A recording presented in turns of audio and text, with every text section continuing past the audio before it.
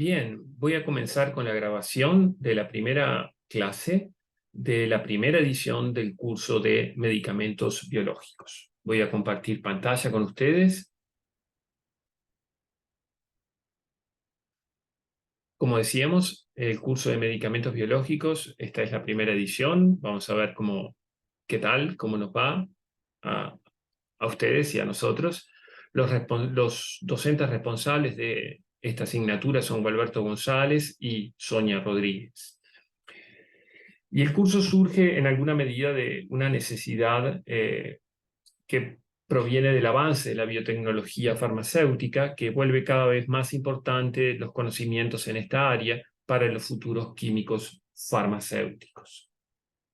Los objetivos del curso, que están ahí escritos, a veces tenemos como estas diapos que tienen como muchas letras, simplemente es a los meros efectos que todo quede escrito, digamos. No es que nos guste ver tanta letra.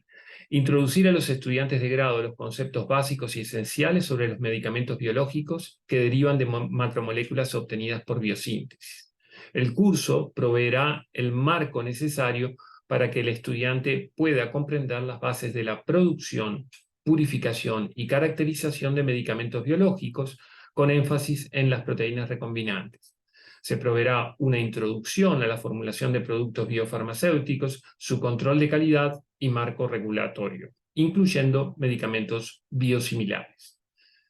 El curso constará de clases teóricas y talleres guiados.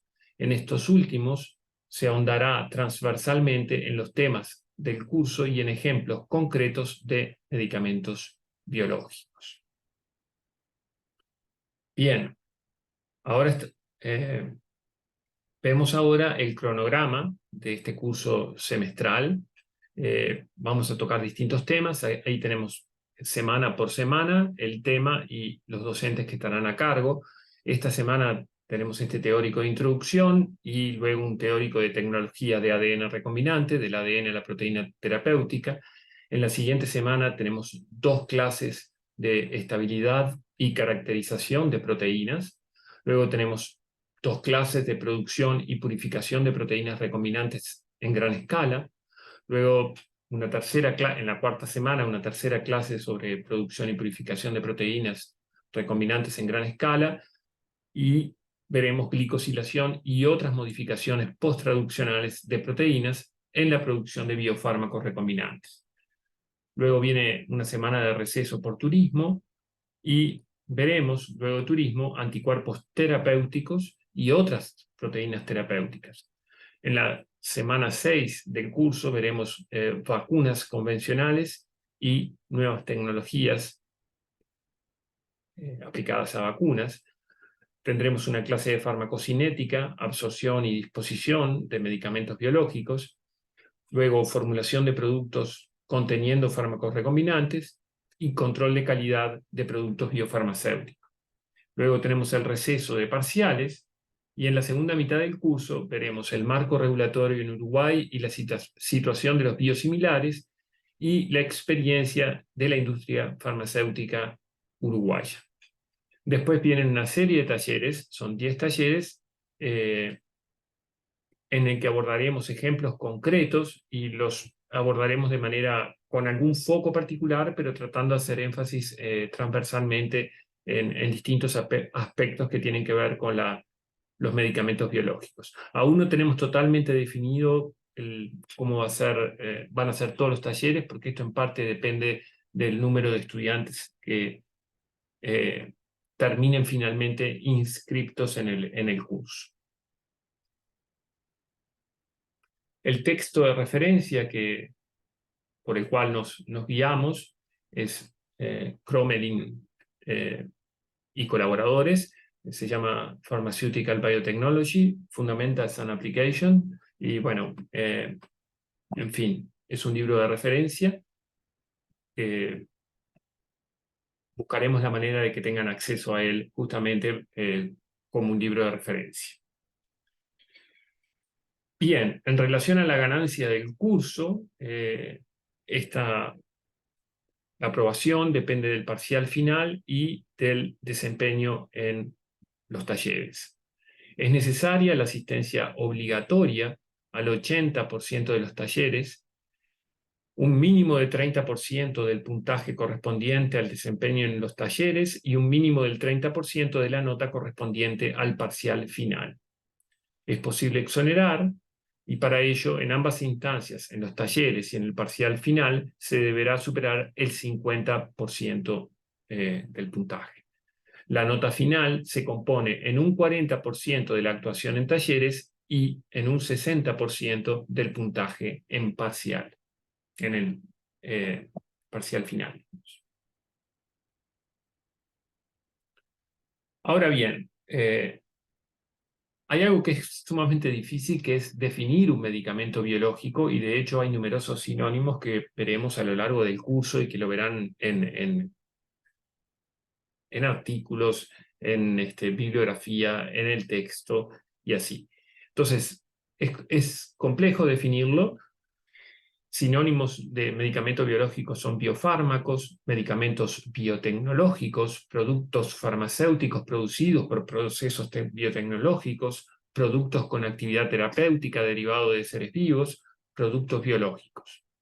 Entonces, acá nos podemos preguntar, ¿consideramos un medicamento biológico que un medicamento biológico es sintetizado por un organismo vivo o por procesos biológicos? Bueno, la respuesta es no, digamos. Ustedes saben, hay muchos medicamentos de molécula sencilla que derivan de organismos vivos, tal el caso de la penicilina o de la artemisina. La penicilina, ustedes saben, antibiótico, la artemisina que se utiliza para la malaria, las avermectinas que se utilizan para tratar infecciones por helmintos.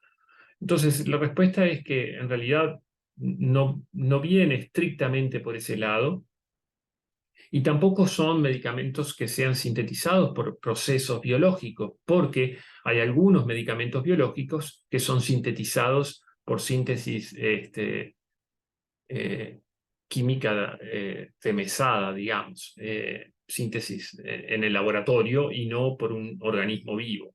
Entonces, la definición en alguna medida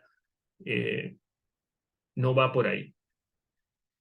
Entonces, difíciles de definir, decíamos, y hay algo que es importante, que es, en alguna medida, la definición es por contraposición a los medicamentos convencionales, que son moléculas sencillas, que tienen decenas de átomos y que tienen una estructura conocida. Cuando nosotros nos referimos al ácido acetil salicílico, bueno, podemos fácilmente escribir su estructura y determinar su estructura tridimensional también es relativamente fácil. Ahora bien, los medicamentos biológicos tienen miles de átomos, una diversidad estructural y heterogeneidad. En su enorme mayoría son producidos en organismos vivos o por procesos biológicos y requieren formas de producción, purificación y control de calidad diferentes y más complejas a las de los medicamentos de molécula sencilla. Es decir, hay algo que tiene que ver con la complejidad de un medicamento biológico. Son miles de átomos, a veces decenas de miles de átomos, en contraposición a decenas de átomos de los medicamentos de molécula sencilla. Y eso introduce una complejidad muy grande. Para empezar, una complejidad en la estructura, una complejidad estructural. La estabilidad, bueno, en la producción, como decíamos también, en la purificación y control de calidad. La estabilidad, por otro lado, la farmacocinética y la farmacodinamia, no es tan predecible en un medicamento biológico como lo es para una molécula sencilla. Todo esto hace que requieran una regulación diferente y sean más caros que los medicamentos sencillos. Entonces, hay como una definición que tiene que ver con la complejidad que tienen los medicamentos biológicos por ser miles de átomos, y además necesariamente eso conlleva una microheterogeneidad de esos medicamentos y una microdiversidad estructural. En este curso, como a su vez medicamento biológico caen muchos productos dentro de esa categorización. En este curso nos centraremos en las proteínas como medicamentos biológicos y en particular en las proteínas obtenidas por procesos biotecnológicos que involucran a la ingeniería genética o la ingeniería genética, que también nos referimos a ella como la tecnología de ADN recombinante. Bien, para seguir comentando sobre esta un poco definición compleja de medicamentos biológicos, acá tenemos una tabla en la cual comparamos los medicamentos de molécula sencilla con los medicamentos biológicos. Entonces, voy a ver si puedo agarrar el puntero acá. Como ustedes ven aquí, los medicamentos de molécula sencilla son decenas de átomos de bajo peso molecular. En cambio, los medicamentos biológicos, como decíamos, son miles de átomos y alto peso molecular. Los medicamentos de molécula sencilla tienen una estructura simple y definida. En cambio, los medicamentos biológicos tienen una estructura compleja, heterogeneidad. Y esto tiene que ver con el plegamiento proteico que genera conformeros. A su vez, la glicosilación proteica, que es otro aspecto que vamos a ver en el curso y que tiene mucho que ver con muchos biofármacos, es imperfecta e introduce aún una heterogeneidad mayor. Muy bien. Voy a borrar porque agarré un lápiz que no es el que quería, así que voy a borrar estas marquitas por acá y ahora seguimos en breve.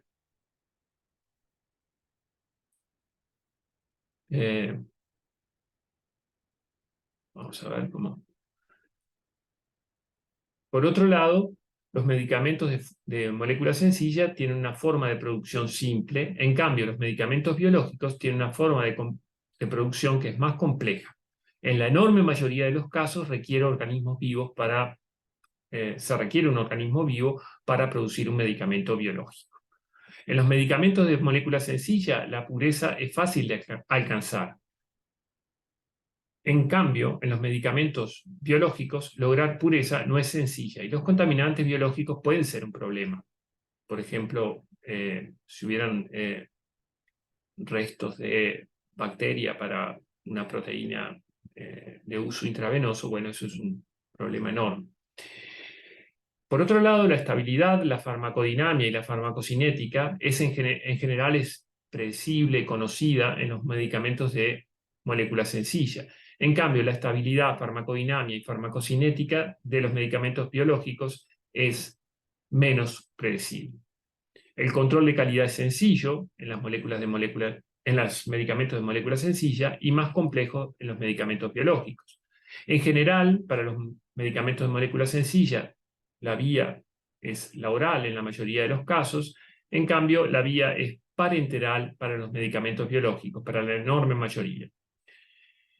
Por otro lado, los estudios de equivalencia en calidad, eficacia y seguridad de los genéricos de moléculas sencillas son relativamente simples en relación a los medicamentos biológicos que requieren estudios de equivalencia de biosimilares complejos con ensayos clínicos, y acá hay algo que es importante, que la misma molécula puede no ser estrictamente idéntica dependiendo de en qué organismo se produjo, por qué proceso se purificó. Entonces, algo que en principio lleva el mismo nombre no necesariamente es la misma molécula. Por otro lado, y finalmente, los medicamentos de molécula sencilla son económicos, comparativamente, a los medicamentos biológicos, que son caros por todo lo anterior, por el modo de producción, el control de calidad, en fin, una serie de consideraciones que hemos hecho a lo largo de esta tablita que presentamos aquí. Bien.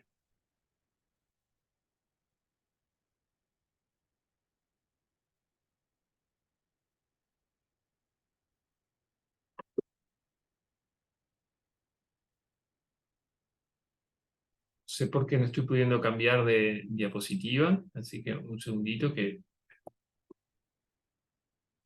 Simplemente continuar con esto de la definición, y para que vean que no es sencillo, la definición de producto biológico, que es como la FDA llama a este tipo de medicamentos, no es, es también, en fin, una definición muy amplia. Y dice, los productos biológicos son una categoría diversa de productos y son generalmente moléculas grandes y complejas, que esta es como la gran diferencia con los medicamentos de moléculas sencillas.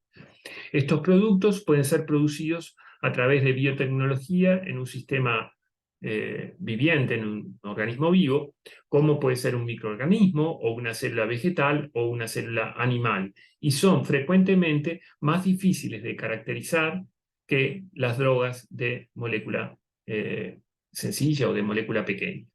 Hay muchos tipos de productos biológicos aprobados para su uso en los Estados Unidos, incluyendo proteínas terapéuticas, anticuerpos monoclonales y vacunas. O sea, ven ustedes que la definición realmente entraña como cierta complejidad, y podemos decir además que en 2020 la FDA modificó la definición para precisar conceptos, en particular de polipéptidos sintetizados químicamente y proteína. Y eso proporcionó definiciones que permiten una interpretación legal de algunos términos. Entonces, esa enmienda, digamos, a la definición establece que una proteína, en términos legales, significa cualquier polímero de alfa-aminoácidos mayor de 40 aminoácidos con una secuencia definida específica. Y el término polipéptido sintetizado químicamente significaría cualquier polímero de alfa-aminoácidos que esté hecho completamente por síntesis química y tenga un tamaño superior a 40 aminoácidos, pero inferior a 100 aminoácidos. O sea, noten ustedes que no es fácil definirlos, pero sí es relativamente sencillo entender que la complejidad y el tamaño y la microdiversidad estructural que tiene un medicamento biológico es en alguna medida lo que caracteriza a estos medicamentos biológicos. Decíamos al principio que hay como una necesidad de abordar estos temas, y esto tiene que ver con el hecho de que, bueno, aunque los medicamentos de molécula pequeña han dominado la industria farmacéutica desde el comienzo de la medicina moderna, en estos días nos estamos aproximando a la era de los productos biológicos. Esto ha sido posible, como decíamos al principio, gracias a la ingeniería genética o tecnología de ADN recombinante. Entonces, en este gráfico aquí, en este gráfico a la izquierda, lo que vemos es el gasto en medicamentos del 2013 al 2017, esto es en Estados Unidos, y noten ustedes que en azul ustedes tienen el gasto en medicamentos biológicos y en color naranja tienen el gasto en medicamentos de molécula sencilla. Y noten ustedes que cada vez más el gasto expresado en billones de dólares es mayor en los medicamentos biológicos en relación a los medicamentos de molécula sencilla. Cada vez se gasta más en medicamentos biológicos. Por otro lado, las aprobaciones de nuevos medicamentos por la FDA, que es lo que vemos en esta gráfica de la derecha, bueno, en alguna medida se están registrando continuamente nuevas moléculas, nuevos fármacos de molécula sencilla, pero también y crecientemente nuevos fármacos, nuevos biofármacos, nuevos medicamentos biotecnológicos. Estos datos son un poco, como veíamos ahí, hasta el 2017. En esta otra gráfica podemos ver los productos más vendidos en el 2020 y 2021, y de los 10 productos que vemos ahí, que las ventas fueron, bueno, más billones de dólares en ventas, 6 de los 10 primeros son biofármacos. Lógicamente, el 2021 está teñido por el gasto en las vacunas para el coronavirus. Acá tenemos la vacuna de Pfizer-BioNTech, que ustedes vean que ocupa el primer lugar cuando en 2020 recién empezaba a fabricarse, pero en 2021 las ventas ascendieron a 37 billones de dólares. En el segundo lugar tenemos un anticuerpo monoclonal. En tercer lugar, la otra vacuna ARN mensajero, que es la de Moderna. En cuarto lugar, otro anticuerpo monoclonal. Y luego tenemos dos anticuerpos monoclonales, que son estos que están aquí recuadrados. Entonces, bueno, simplemente estos son datos más frescos, digamos. Están un poco teñidos por la infección por coronavirus, en la medida que Pfizer y Moderna crecieron muchísimo en el 2021 porque son las compañías que generaron las vacunas ARN mensajero, que son lógicamente medicamentos biológicos, ¿no? Bien, entonces ahora vamos a pasar a ver un poco algunos ejemplos. En alguna medida traté de buscar ejemplos que fueran ilustrativos ilustrativos de la historia de los medicamentos biológicos. Y bueno, ustedes saben, la insulina es la hormona de la abundancia, ¿no? O sea, cuando hay insulina es como, quiere decir que hay mucha glucosa en la sangre, permite el ingreso de la glucosa a la sangre y en alguna medida desata todo lo que es la acumulación de reservas, digamos, ¿no? O sea, la glucosa puede ser derivada a producir glucógeno, puede ser derivada a producir grasas, y bien, en fin. La insulina, ustedes saben, es la hormona de la abundancia. Acá en la imagen ustedes están viendo la insulina que es esto que estoy señalando acá, en un naranjita, tocando el receptor de la insulina, que es este que estamos señalando ahí, y el receptor de la insulina es lo que permite que se exprese en la membrana plasmática de las células que contienen el receptor para la insulina el canal que permite, el transportador que permite la entrada de glucosa a las células. Y la insulina fue uno de los primeros medicamentos biológicos que se comenzó a usar hace, bueno, un siglo, exactamente un siglo. Entonces la insulina primero fue purificada de fuentes naturales, de páncreas de cerdo, en algún caso también durante algún tiempo también se utilizó páncreas bovino, y posteriormente pasó a ser producida por ingeniería genética. Y nos sirve de ejemplo para ilustrar los avances y los desafíos que implica la producción de este tipo de medicamento. Bueno, ahí tenemos, vamos a ahondar un poquitito más en esta historia de la insulina. Ustedes ven ahí, voy a ver si saco algo que me molesta acá. Ustedes ven ahí lo que era la ampollita de insulina. Y bien,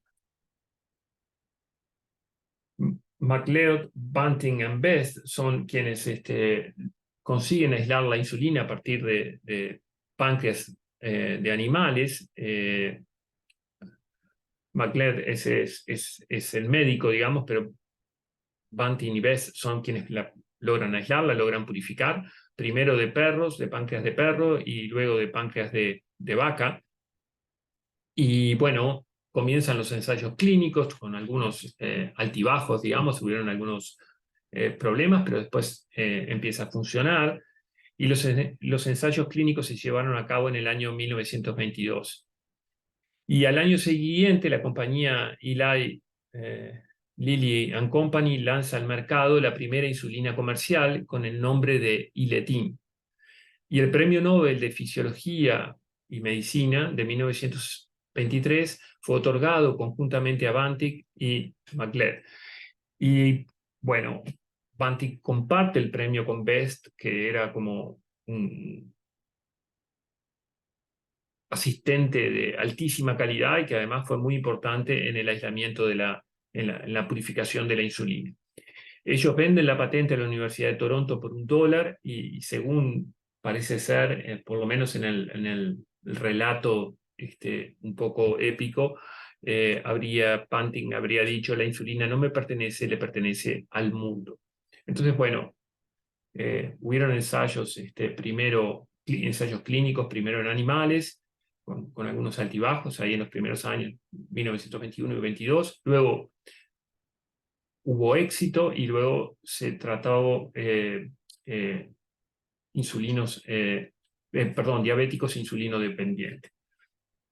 Ahí está, hay una cosa que no mencioné recién, la insulina es la hormona de la abundancia, pero los diabéticos que son insulino dependientes, en alguna medida, bien, la producción, en general la producción de insulina es deficiente, digamos, en estos enfermos diabéticos, y la administración de insulina, bueno, permite tener una vida mucho más plena que la que tendrían los diabéticos. Ustedes saben, en general, si no son tratados, bueno, tienen consecuencias muy severas que terminan con la vida del paciente, digamos. Otro punto a considerar en esta historia de la insulina es que en 1924 Hedge, o no sé cómo se pronuncia en alemán esto, pero bueno, comenzó a producir insulina para Europa, la que producía Eli Lilly and Company apenas alcanzaba para Norteamérica. Había un consumo enorme de páncreas, de consumo para producción, ¿no? O sea, de páncreas de cerdo. En algún momento se utilizó páncreas vacuno, y por tanto Europa, a través de la compañía Hedge, comienza a producir insulina. Acá es importante también recordar que Mikoski, que era director de Hedge en ese momento, es quien había descubierto en 1889 la relación que había entre el páncreas y la diabetes, extirpando páncreas a animales de experimentación. Él veía que habían como muchos síntomas que eran comunes con la diabetes. O sea, no era alguien ajeno a toda esta historia de descubrimientos de la insulina. En la época de máxima producción, Hedge procesaba diariamente 11 toneladas de páncreas de cerdo, y el tratamiento, y aún este tratamiento estaba disponible a un costo muy alto. Pero vean ustedes que ahí hay un problema enorme cuando decimos que hay que, bueno, en definitiva, para tratar a todos los diabéticos de Europa se necesitaba 11 toneladas de páncreas de cerdo. Después, el laboratorio Hedge, esta compañía, fue responsable de la purificación de la hormona insulina en su forma cristalina, y en 1953 introduce la insulina de acción lenta. O sea, la insulina ha tenido como muchos pasos a lo largo de la historia que han ido mejorando el medicamento biológico, digamos. Pero en alguna medida, y parte de lo que nos atañe en este curso, es el hecho de que una serie de avances, básicamente en la biología molecular, en la segunda mitad del siglo XX permitieron la producción de proteínas recombinantes, y la primera proteína recombinante producida como medicamento biológico es la insulina recombinante. Algunos de estos avances, digo, por supuesto hay muchos avances que hubieron en esta segunda mitad del siglo XX, pero entre ellos, en 1953 se determina la estructura del ADN por Watson, Crick, Rosalinda Franklin y Wilkins. En 1958 se establece el dogma central de la biología molecular. Este dogma central establece que la secuencia de nucleótidos especifica la secuencia aminoácidica. Eso fue Crick quien postula ese dogma central. En 1958 se genera la secuencia de la primera proteína. Fue Sanger quien secuenció, quien en alguna medida pergenió un método para secuenciar proteínas, y de hecho la primera proteína secuenciada fue la insulina. Eso fue en 1958. En 1961 se establece el paradigma de que la secuencia aminosídica determina la estructura proteica, que a su vez sabemos determina la función. Y esto, bueno, fueron los experimentos de Amundsen. Entre 1962 y 1967 se dilucida el código genético. Acá fueron actores claves Nirenberg y Mattei. Entre 1975 y 1977 se logra secuenciar el ADN. Acá de vuelta tenemos a Federico Sanger, que de vuelta pergenia, diseña un método para secuenciar ADN. El primer gen secuenciado por Sanger fue un gen de viral. Y en el 1976 y 77, Maxam y Hilbert, bueno, eh, logran secuenciar por un método, pergenian un método diferente para secuenciar el ADN, y de hecho el primer gen que secuencian estos investigadores es el de la insulina. O sea, la insulina tiene como un papel central en alguna medida en las aplicaciones de todos estos avances que ocurrieron en la segunda mitad del siglo XX. Y algo sumamente importante es que entre 1972 y 77 se desarrolla la tecnología del ADN recombinante, en los 70. Y eso, ahí hay una serie de descubrimientos que permiten eso, y eso es sumamente importante y es central. Todo lo otro, a su vez, es base, eh, también es base de todo lo que estaremos conversando en este teórico y clases que vienen. Bien, la insulina, ustedes saben, es una hormona que está formada por dos cadenas polipeptídicas, la alfa y la beta, que derivan de una única cadena precursora. Acá se muestra la insulina humana, que estoy señalando con el puntero, es esta línea de arriba. En verde tenemos la cadena beta, y luego sigue acá, y en azul tenemos la cadena alfa. En los renglones siguientes podemos ver la secuencia de la insulina porcina y la secuencia de la insulina bovina.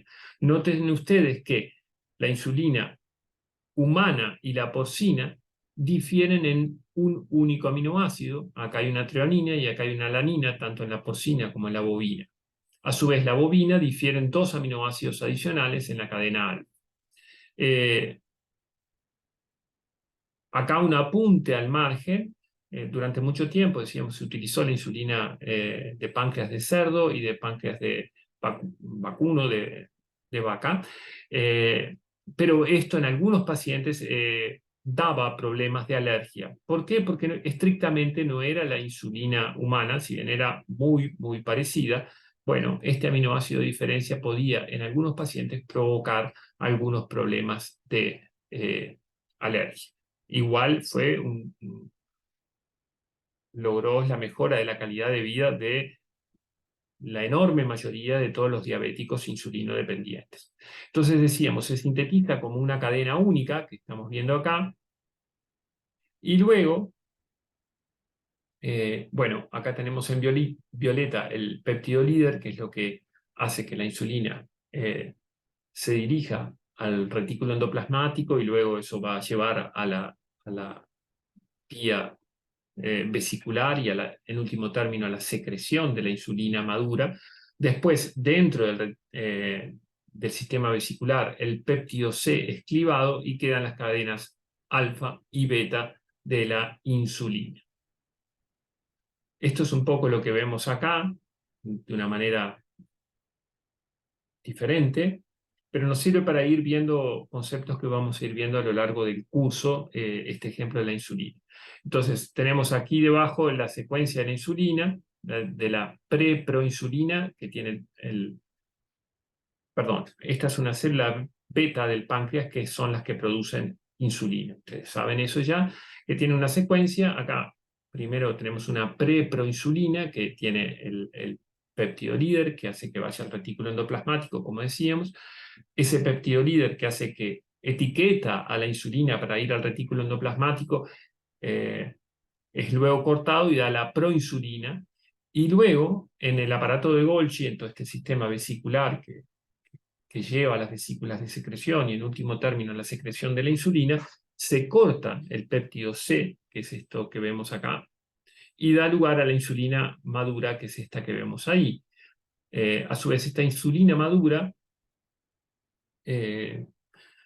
forma hexámeros, que son estos que vemos acá. O sea, se ensambla esta insulina madura que tiene una cadena alfa y una cadena beta, bueno, tenemos hexámeros de esa insulina madura y eso es lo que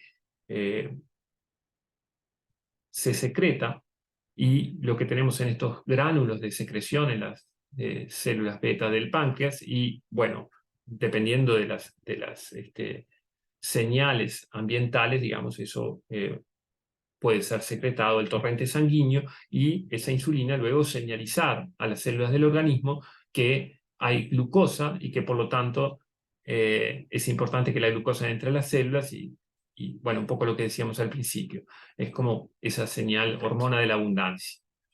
Acá vemos también otras representaciones. Ustedes noten que en esta representación de la insulina estamos viendo la estructura secundaria, en esta que veíamos recién. Esta es la estructura secundaria. Vean que hay hélice alfa y hay una hebra beta, y una hélice alfa y otra hélice alfa en esta otra cadena.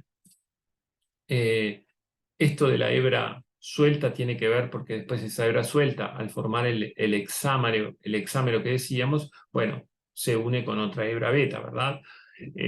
Bien, esta es una representación que hace énfasis en la estructura secundaria. Acá vemos la proinsulina en otra representación, que es como más realista, digamos, no está refleja más la estructura globular de la proteína. Acá tenemos el péptido C y en verde y en celeste las dos cadenas. El péptido C es cortado, esta es la insulina madura y este es el hexámero al que hacíamos referencia. Cada molécula de insulina, que consta de una cadena alfa y de una cadena beta, bueno, forma un hexámero. Bueno, aquí esto que ven en rosadito es un átomo de zinc que es coordinado por histidina de todas estas moléculas de insulina. Muy bien, acá vemos otra representación en alguna medida. Estamos viendo la secuencia de las cadenas de insulina. Bueno, y acá está simplemente la secuencia: glicina, isoleucina, valina, glutámico, glutamina, cisteína, treonina, serina, isoleucina, cisteína, qué sé yo. Y acá tenemos la otra cadena en verde. Noten ustedes que hay como una complejidad que tiene que ver con que esas dos cadenas están unidas por enlaces disulfuros entre cisteínas. Acá tenemos una cisteína de una cadena, otra cisteína de otra, una cisteína de una cadena, otra de otra. Y además hay enlaces disulfuros también intracatenarios. Acá tenemos un enlace disulfuro en esta cadena y tenemos dos enlaces disulfuros intercatenarios, digamos, entre cadenas. Hay un enlace intracadena y dos enlaces entre cadenas. Y eso es también una complejidad que acá se representa con este enlace de disulfuro con los átomos en amarillo, porque el azufre se representa comúnmente con amarillo. Entonces acá tenemos un disulfuro, otro disulfuro, otro disulfuro. Para seguir agregando capas de complejidad a este tema de los medicamentos biológicos, me gustaría como comentarles que en eso que decíamos al principio, de que hay distintas formas de conformeros para las proteínas. Para la insulina, noten ustedes que hay tres conformaciones principales, si ustedes quieren. Hay dos formas relajadas, que son estas R, que se forma acá, y RF, y una forma más tensa. Noten que la forma T tiene 3 rulos en esta hélice alfa, si ustedes quieren. Esta tiene 4 rulos, 4 vueltas en la hélice alfa, y esta tiene 5 rulos en la hélice alfa. Hay algunas otras diferencias. Acá la hebra beta es apenitas, sigue por unos pocos aminoácidos, acá sigue un poco más y tiene conformación diferente. En fin, pero el punto es que la insulina, siendo una molécula relativamente sencilla, bueno, da lugar a 3 conformeros diferentes que, bueno, están en relativo equilibrio, esas formas. Esto es una diferencia importante, como decíamos, con los medicamentos de molécula sencilla, porque en los medicamentos de molécula sencilla, a lo sumo lo que podemos tener son 2 enantiómeros que no podemos separar, pero en principio, bueno, cada molécula tiene una estructura definida, concreta, y eso no tiene conformeros, digamos. Entonces, eso es una diferencia importante que estamos viendo con los medicamentos biológicos. Ustedes saben, bueno, hay algunos medicamentos que no se pueden separar los enantiómeros, tal es el caso del ibuprofeno, por ejemplo.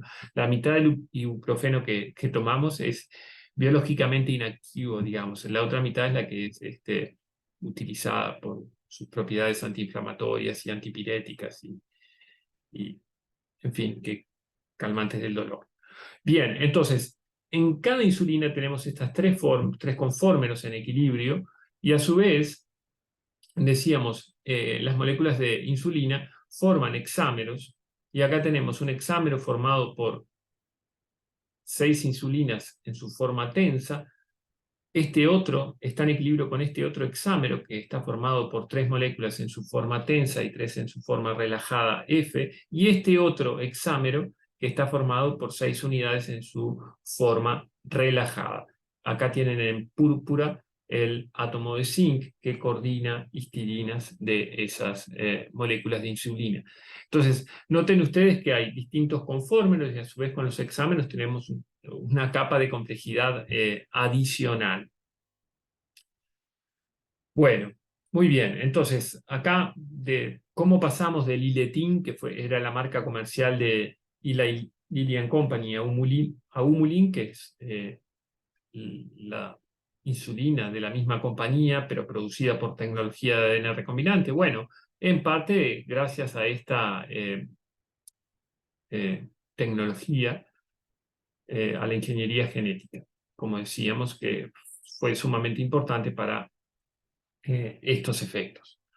Entonces acá tenemos la humulina, N, hay varias insulinas, eso ya lo verán cuando más adelante, pero lo importante es señalar acá que esta insulina es humana, es decir, no es de páncreas de cerdo, ni de páncreas de vaca, ni de páncreas de ningún otro mamífero, tampoco es que sea de páncreas humano, es insulina humana, pero de origen recombinante. ¿Por qué? Porque es producida en otro ser vivo, no en un ser humano, con las instrucciones de la insulina humana.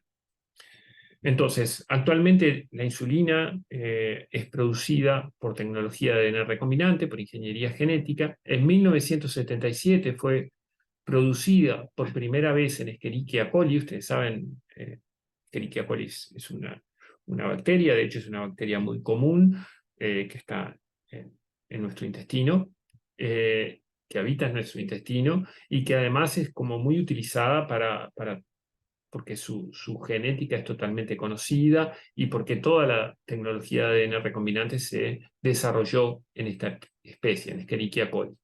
Entonces, en el 77 se produce por primera vez la insulina con esta tecnología y en 1982 es aprobada Humulin por la FDA. Bueno, y esta es la portada del New York Times cuando este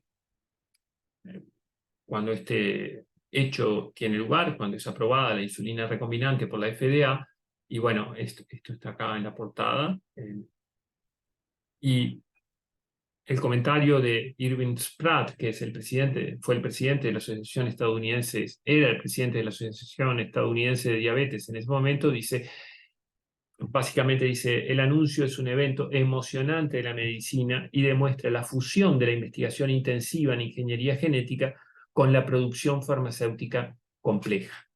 Básicamente ese es un buen resumen de lo que significó este avance de poder producir insulina humana, producirla en una bacteria. O sea, las instrucciones de la insulina humana puestas en una bacteria permitieron producir en esas mini fábricas la insulina humana. Entonces, acá, muy brevemente, queremos simplemente mencionar, esto van a tener la clase que viene, que van a hablar de estos asuntos, pero queremos comentar de qué va la tecnología de ADN recombinante o ingeniería genética. Bueno, en 1973, Stanley Cohen y Herbert Boyer logran incorporar un gen foráneo en una bacteria y se inicia así la era de la ingeniería genética. Por supuesto, hay muchos descubrimientos de base de cómo cortar ADN, cómo pegar ADN, cómo transformar bacterias que dan lugar, cómo hacer que una bacteria tome este material genético, que dan lugar a la tecnología de ADN recombinante. Pero bueno, Cohen y Boyer logran incorporar un gen foráneo en una bacteria y se inicia la era de la ingeniería genética, abrió la puerta a la producción de proteínas o péptidos de interés médico. Entonces, de qué va esta ingeniería genética? Bueno, hay un plásmido que ustedes van a ver, es un elemento genético eh, que puede replicarse dentro de una bacteria. Hay plásmidos también para células eucariotas. Y a este plásmido se le pueden dar fragmentos de ADN que contengan información, por ejemplo, en el caso de la insulina, información para la insulina.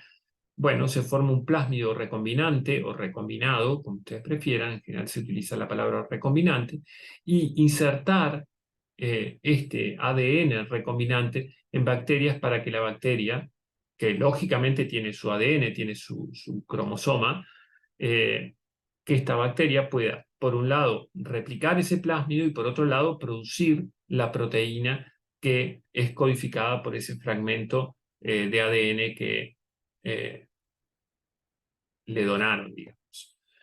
Entonces, básicamente eso es de manera muy sencilla lo que es la tecnología de ADN recombinante, y sí me interesa definir acá algo que es importante, que es sistema de expresión. Entonces, ¿qué es un sistema de expresión? Bueno, es el vector de expresión, en este caso el plásmido recombinante, y un hospedero, que en este caso es la bacteria, digamos. Entonces ahí tenemos un sistema de expresión que es, bueno, un plásmido que puede replicarse dentro de una bacteria y a su vez contiene información para producir una proteína en esa bacteria, más la bacteria, que es el hospedero de ese plásmido recombinante. A eso es lo que llamamos sistema de expresión, vector de expresión y hospedero. O sea, siempre tenemos una célula y un vector que porta la información de interés. Muy bien. Entonces, simplemente para continuar con esto de la insulina, mencionar que aunque sea una proteína chica, tiene una complejidad importante la insulina, una complejidad importante que deriva del hecho de que, como decíamos, son dos cadenas polipeptídicas, la insulina madura, la cadena alfa y la cadena beta. Entonces, si inicialmente en una se clonó en una Escherichia coli la información para la cadena eh, alfa, en otro la información para la cadena beta, a su vez ambas cadenas estaban fusionadas a la beta-galactosidasa, eso simplemente porque era conveniente, pero acá teníamos la cadena alfa y la cadena beta, o la cadena A y B de la insulina. Se purificaba, o sea, una vez que se crecía bacteria para producir la cadena A y la cadena B, eh, en Escherichia coli se crecían las bacterias, se purificaba, se lisaba las bacterias, se purificaban las proteínas y bueno, luego se clivaba con bromuro de cianógeno para que quedaran solo las insulinas y luego se clivaba con bromuro de cianógeno para liberar la beta-galactosidasa de la cadena A y de la cadena B, se purificaban las cadenas de la insulina y por la formación de disulfuros, que todavía había que formar. Recuerden que habían dos disulfuros entre las cadenas. Bueno, esos disulfuros, al juntar las dos cadenas, tienen que formarse correctamente y eso a veces es fácil y a veces no es tan sencillo, dependiendo de cuán bien orientadas queden esas cisteínas para formar los disulfuros. En este caso fue relativamente fácil y con la oxidación por oxígeno simplemente se formaban los disulfuros correctos. Entonces, el punto es que la insulina es como un lindo ejemplo en este sentido porque, bueno, a pesar de ser una molécula sencilla, bueno, también fue un desafío importante para la producción de medicamentos, para su producción recombinante como medicamento biológico. Y acá, algo que también traigo a cuento acá es que la unidad de insulina se define como la cantidad necesaria para disminuir la glucemia en ayunas de un conejo de 2 kilogramos desde 120 hasta 45 miligramos por decilitro. O sea, hay una manera de definir la insulina que tiene que ver con la actividad de esa insulina. Corresponde esa cantidad necesaria para disminuir la glicemia de un conejo de ese peso, conejo en ayunas, de ese peso, de 120 a 45 miligramos, corresponde a 45,45 microgramos, 45 microgramos básicamente del producto cristalino puro. Y eso fue adoptado como norma de lo que se define como la unidad de insulina, digamos. Es 45,45 microgramos del producto cristalino de referencia. Esa es la insulina que tiene esa actividad que decíamos. Entonces, desde la primera insulina recombinante, se han comercializado en todo el mundo docenas, decenas, podría decir ahí, pero dice docenas, igual está mal, de medicamentos proteicos por ingeniería genética, incluidas versiones recombinantes de la hormona de crecimiento, de factores de la coagulación, de proteínas para estimular la producción de glóbulos rojos y de glóbulos blancos. La eritropoyetina es un factor de producción de glóbulos rojos. Para los glóbulos blancos hay distintos factores. Interferones y agentes trombolíticos, entre otros. Más recientemente ha habido una segunda revolución liderada por las tecnologías de producción de anticuerpos monoclonales, los cuales son utilizados con fines terapéuticos, y algo vamos a ver en esta clase sobre este asunto.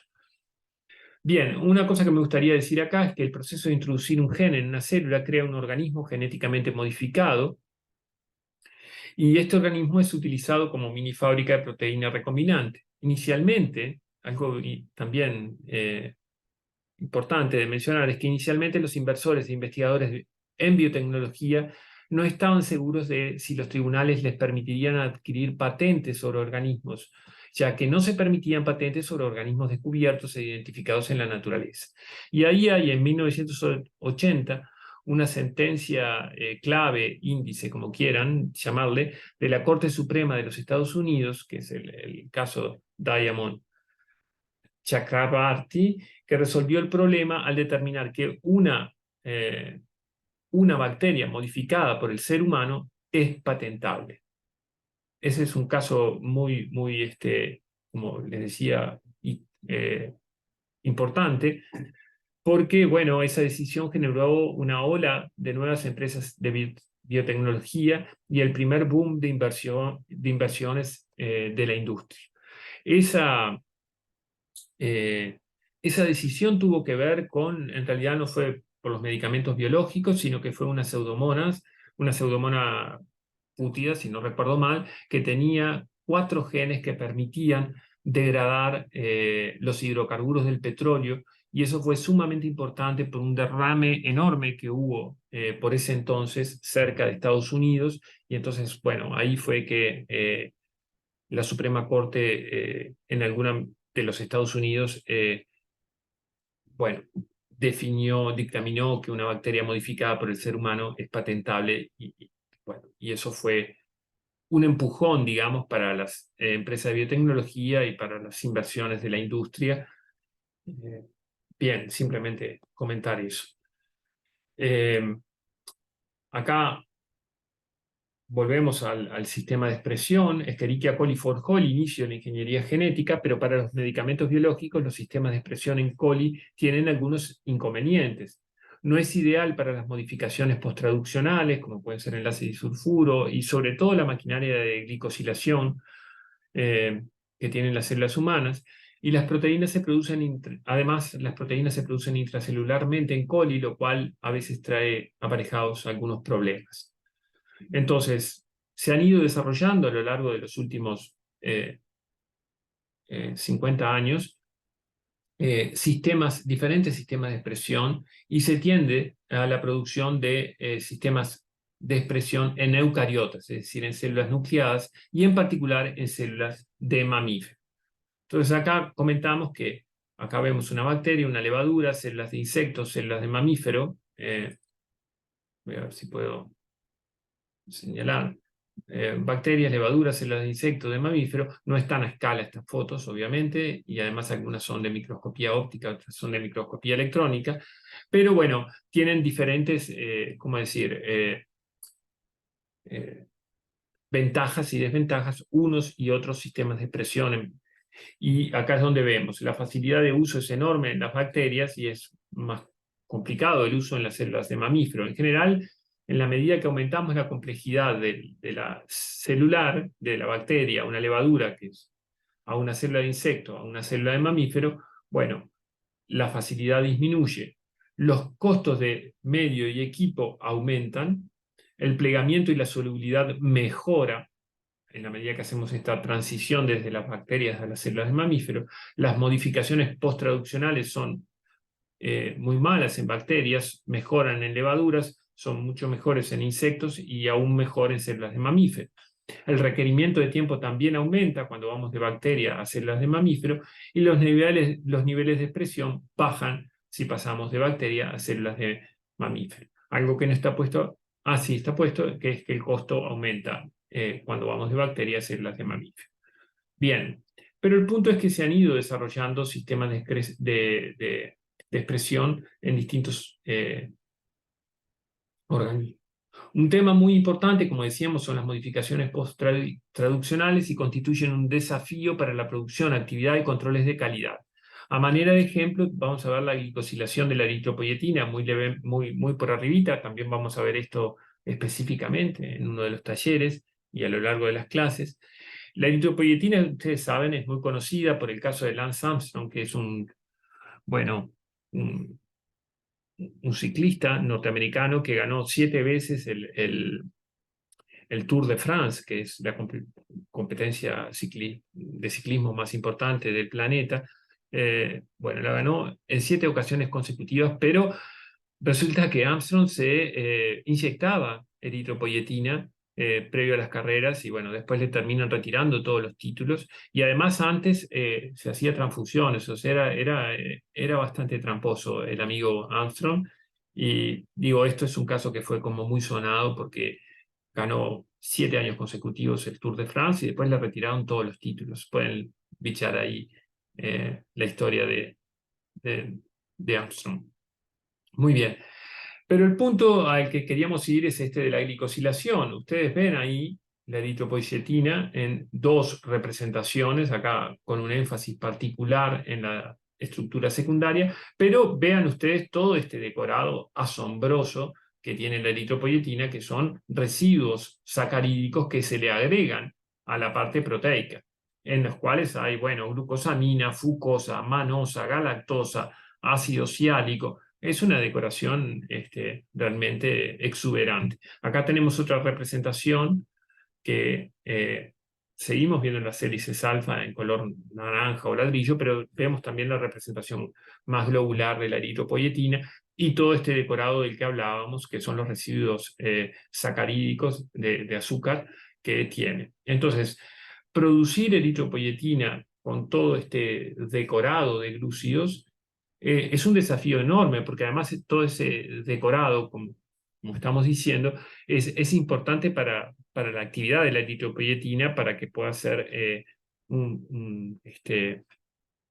cumplir su función. Algo que no mencioné, creo que no mencioné, porque me distraje, es que la eritropoyetina en realidad es un factor de generación de glóbulos rojos, es un factor hematopoyético y en particular se encarga de aumentar el número de glóbulos rojos. Por eso es que ustedes seguramente esto ya lo saben porque lo han visto en distintos cursos de la carrera, pero bueno, simplemente recordarlo, es como el factor de crecimiento o el factor de generación de glóbulos rojos y bueno, por eso es que el amigo Armstrong se inyectaba eritropoyetina, porque era una manera de tener más glóbulos rojos en la sangre, pero en realidad, bueno, la eritropoyetina no es que se fabricó pensando en los ciclistas, sino que hay gente que tiene déficit de producción de eritropoyetina y tiene un tipo particular de anemia por una baja carga de glóbulos rojos. Y bueno, para ellos administrarse eritropoyetina es sumamente importante. La eritropoyetina también está producida en el páncreas, es un poco loco, pero es así, producida en el páncreas. Bien, y para seguir comentando sobre esta desafío, simplemente seguir mencionando que la glicosilación es sumamente importante en el reconocimiento y usualmente hay como varias formas glicosiladas de la misma proteína.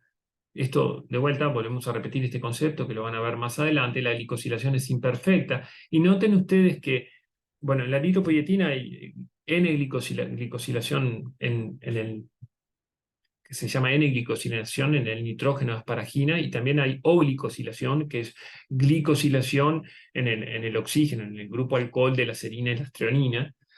Tiene N-glicosilación o glicosilación, y acá estamos viendo en esta tablita lo que es la identificación de las distintas eritropoyetinas recombinantes humanas en un espectro de masa, en un único sitio de glicosilación. Noten ustedes que hay diferentes glicoformas. Acá tenemos 42% de esta glicoforma, eh, de este glicopéptido en el hígado. Después hay 37% de esta otra forma, 6,5% de esta, 4% de esta otra, y un 9% sin glicosilación alguna. Esto es, perdón, el cromatograma corresponde a la N-glicosilación, pero esto que veíamos acá corresponde a las glicoformas de la serina 126. Ahí me distraje yo. Este cromatograma complejo corresponde a la glicosilación en asparagina, que es glicosilación N-ligada, y abajo vemos la abundancia relativa de glicoformas de O-glicosilación en la serina, solamente en un residuo en la serina 126. Bueno, vayan viendo ustedes como la magnitud de los desafíos y de los problemas que entraña la producción, la control de calidad y bueno, y en último término todo, la farmacocinética, la farmacodinamia, los controles de calidad de este tipo de medicamentos. Simplemente mencionar que hay en estos sistemas de expresión, bueno, para la eritropoyetina, que tiene una glicosilación muy pronunciada, produce en células de mamífero usualmente. Estos requieren medios particulares, está simplemente desde el punto de vista vocabulario. En bacteria hablamos de transformación, en células eucariotas hablamos de transfección, y bueno, en fin, hay pasos de dilución límite, se crece, se evalúa los clones, se produce a escala piloto, y después, bueno, ahí tienen ustedes lo que es una fábrica una planta de biofármacos, en este caso en Corea, de Samsung, donde hay reactores de capacidad muy grande, digamos. Y bien, ahora vamos a pasar a otro ejemplo de medicamentos biológicos de más larga data, que son las vacunas. Ustedes saben, las vacunas se desarrollaron entre ¿cómo decir? Como producto estandarizado en el siglo XIX. Perdón, en el siglo XVIII, primero por Jenner, y después ahí me pierdo exactamente en qué año fue el desarrollo, pero ahí en el límite del siglo XVIII y siglo XIX, Jenner desarrolló la primera vacuna a partir del virus de la viruela bovina. Lo que Jenner se dio cuenta es que había una zona de granjeros en el Reino Unido que no se infectaban con viruela, que daban unas pústulas como esas que se observan ahí en la mano. Entonces, los granjeros, los habitantes de estas granjas no se infectaban. Y eso, él razonó que tenía que ver con que había una forma con que las vacas tenían una forma de viruela muy similar a la humana, y que los granjeros en contacto con la viruela de las vacas estaban inmunizados. Inmunizado es la palabra estaban protegidos, digamos, inmunizados es una palabra moderna, estaban protegidos frente a la viruela. Entonces comenzó a estandarizar, produciendo a partir de las costras de la viruela bovina vacunas para humanos. Y bueno, eso tuvo lugar ahí a finales del siglo XVIII. Después la explicación tuvo que esperar bastante más tiempo, hasta que Luis Pasteur postula en el siglo siguiente que los gérmenes, o microorganismos, como los llamamos hoy, eran responsables de las enfermedades infecciosas. Y ahí puso a prueba su teoría de los gérmenes de la enfermedad con el anthrax, una enfermedad infecciosa de personas y animales. Identificó al microscopio un microorganismo en la sangre de personas con la enfermedad, y además desarrolló una formulación que contenía una forma debilitada de la bacteria que podía usar como agente inoculante y medir el éxito de su experimento por la ausencia de bacterias en el hospedero inoculado. De manera que Pasteur en alguna medida es el padre de la microbiología, pero también de la vacunología en su concepción conceptual amplia, digamos, ¿no? De qué es lo que da origen a la inmunidad. Cabe consignar que en realidad los chinos ya inoculaban eh, por aspiración, muchos siglos antes que Jenner, inoculaban costras de humanos ya infectados con viruela, inoculaban por inhalación con lo que sería la viruela humana, pero no era un proceso estandarizado. De hecho, ese procedimiento se lleva a Cercano Oriente y a África, y bueno, y era como muy errático. Y recién Jenner es quien logra estandarizar ese proceso a partir de la virus de la viruela bovina. Muy bien. Entonces, acá en las vacunas como medicamentos tenemos vacunas convencionales, que son a virus o bacterias atenuadas o inactivadas. Después tenemos vacunas a antígenos definidos, purificados de fuentes naturales. Después tenemos vacunas a subunidades, que son vacunas subunidades de proteínas producidas por ingeniería genética. Tal es el caso de la vacuna de la hepatitis B, también de la papilomavirus, también es una vacuna a subunidades. Y más recientemente, bueno, se introdujo la tecnología de ARN mensajero en la vacunación frente al virus del SARS-CoV-2. Y acá, como decíamos, la revolución un poco, perdón, antes de ir a los anticuerpos monoclonales, me anticipé un poco. Los anticuerpos como medicamentos biológicos, tenemos también la seroterapia, no solo las vacunas. Von Behring y Kitasato que fueron discípulos de Robert Koch, del bacilo de Koch.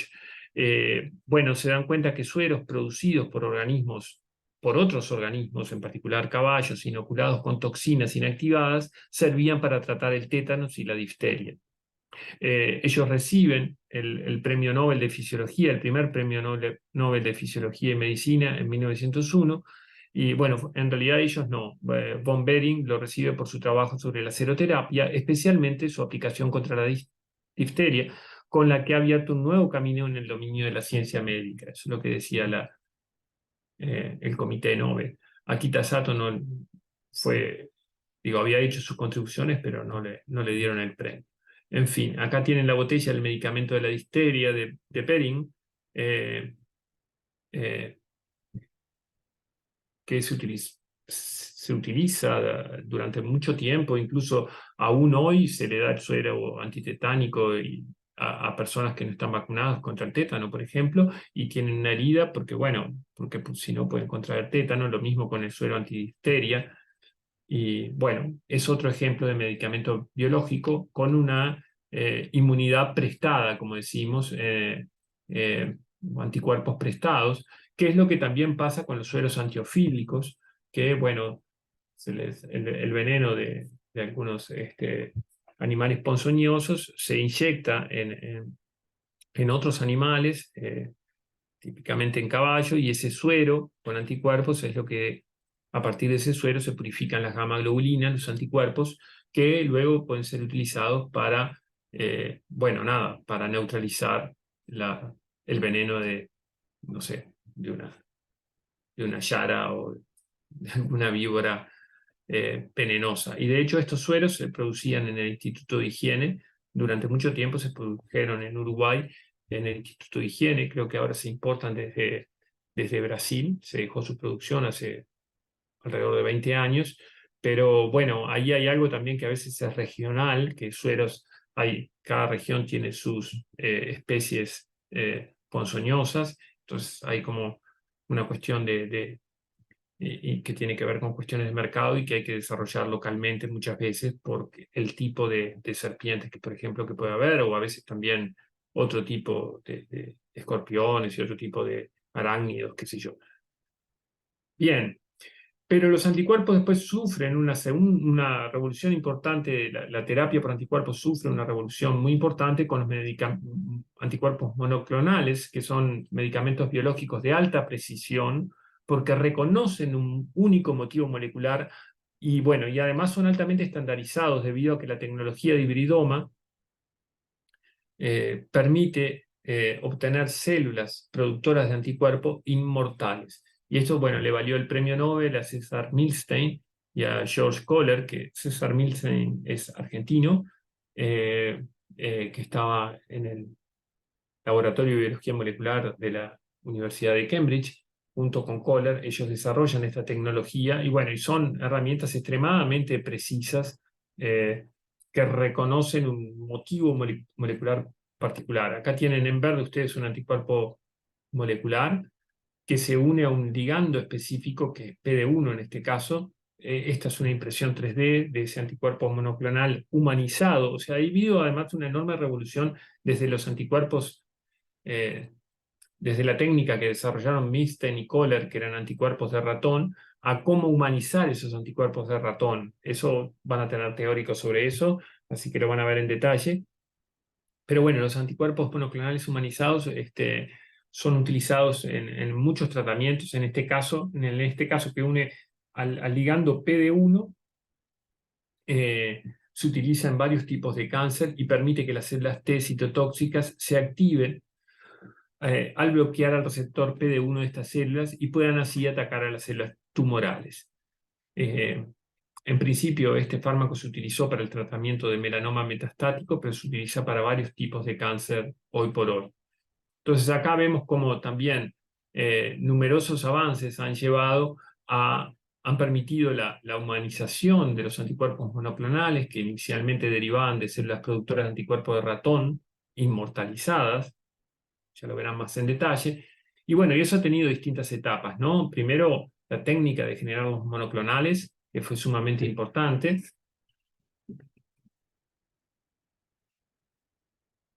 Y bueno, estos anticuerpos de ratón o murinos llevan la terminación OMAB. Luego hubieron anticuerpos quiméricos, que son una combinación, parte ratón, parte humano. Y estos terminan en el nombre XIMAB. Los humanizados están hechos de pequeñas partes de proteína de ratón unidas a proteínas humanas y los nombres de estos medicamentos terminan en SUMAB. Y después están los enteramente humanos que están hechos de proteínas totalmente humanas y los nombres de estos medicamentos terminan en UMAB. Pero bueno, la clave de estos medicamentos es que son como extremadamente precisos, reconocen motivos moleculares muy específicos y eso les da una utilidad enorme. Eh, lo malo es que son carísimos, digamos, o el lado negativo es que son muy caros de producir, en fin, eh, sobre todo cuando de repente hay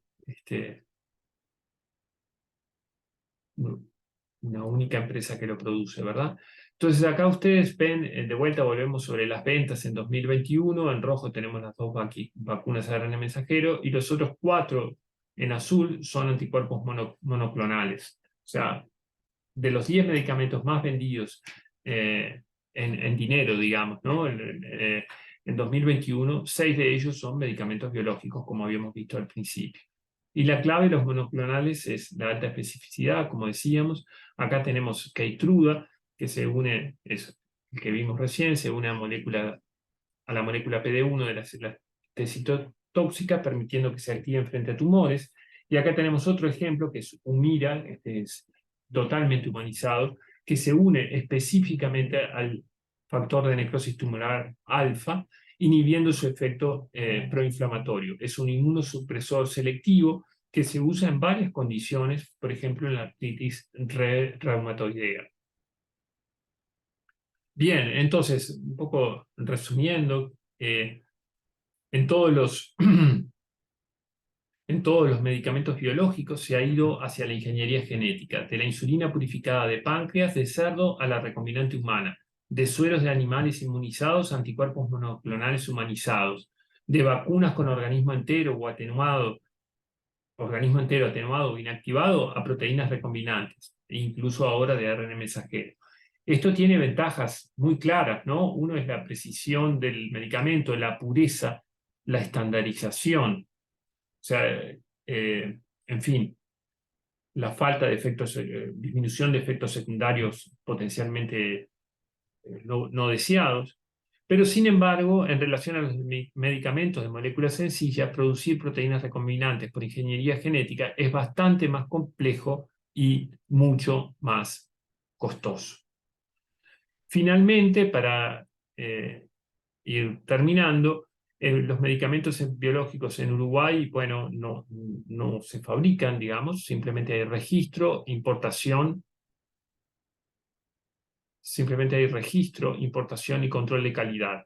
El control de calidad implica esencialmente identificación del medicamento biológico, ver la potencia, ver la pureza, y se utilizan ensayos diversos dependiendo del fármaco. A veces hay electroforesis capilar, HPLC masa, distintos ensayos in vitro e in vivo, en general en ratones. En fin, pero lo que tenemos hoy en Uruguay es registro, importación y control de calidad. En algún caso se formula y envasa el producto, como es el caso de la eritropoyetina, que lo hace hoy por hoy Megalabs. Más en general, sobre los biológicos, yo les decía, no producimos ninguno de uso humano, pero sí se producen algunas vacunas, incluso vacunas en subunidades recombinantes, para uso veterinario. Y, por ejemplo, ATGEN produce vacunas en subunidades para Clostridium, también produce vacunas de virus atenuado. Y bueno, esta simplemente es una presentación de la eritropoyetina. Finalmente, y para concluir, mencionar que nos gustaría que retuvieran este vocabulario: tecnología de ADN recombinante o ingeniería genética, son sinónimos; organismo genéticamente modificado, vector, hospedero, sistema de expresión, que es el vector más el hospedero, proteína recombinante, anticuerpo monoclonal, hibridoma, que es la célula que da lugar al anticuerpo monoclonal, y biosimilar, que esto es algo que en realidad no lo comentamos, es para lo que lo puse acá en el vocabulario, que es el equivalente al producto de referencia, al medicamento biológico de referencia. Y es bastante más difícil probar que algo es biosimilar a un medicamento de referencia de lo que es probar que un genérico es equivalente a un medicamento de molécula sencilla. Entonces, bueno, dejamos por acá y seguimos en la clase 2.